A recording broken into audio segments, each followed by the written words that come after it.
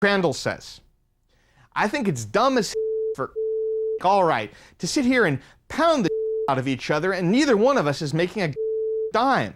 We can both live here, and there ain't no room for Delta, but there's no reason I can see, all right, to put both companies out of business. Putnam says, well, Crandall says, I mean, you know, what the is the point of it? Putnam says, do you have a suggestion for me? Crandall says, yes, I have a suggestion for you. Raise your fares 20%. I'll raise mine the next morning. Putnam says, Robert, Crandall says, you'll make more money, and I will too. Putnam says, we can't talk about pricing. Crandall says, oh, Howard, we can talk about any thing we want to talk about.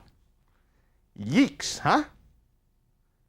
In this case, eventually it was decided that no law was broken, even though they had these guys on tape, because, after all, no agreement was actually made to raise prices, was there?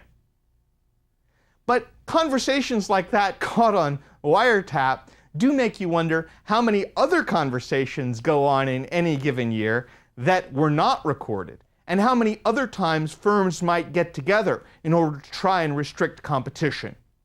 We know that it does happen from time to time. Now, when we think about this business of competition and what business leaders are likely to do or not do, what's important to remember is that business leaders, contrary to popular belief, are often the least supportive about competition. It may seem odd because we all sort of think, at least non-economists think, that business leaders should be the people who love the free market, and they should advocate free market competition. But if you think about this range of competition, which would you rather be?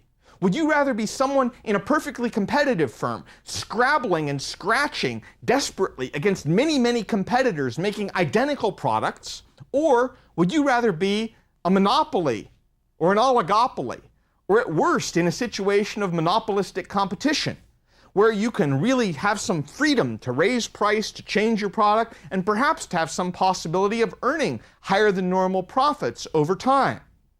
In general, business people are the ones who should be least in favor of competition, because heavy competition makes their lives extremely difficult. Consumers, on the other hand, should be highly in favor of more competition, because more competition is what provides the more innovative products at a lower cost and in a way where businesses are not necessarily making extreme profits. Competition is the ultimate way of favoring consumers.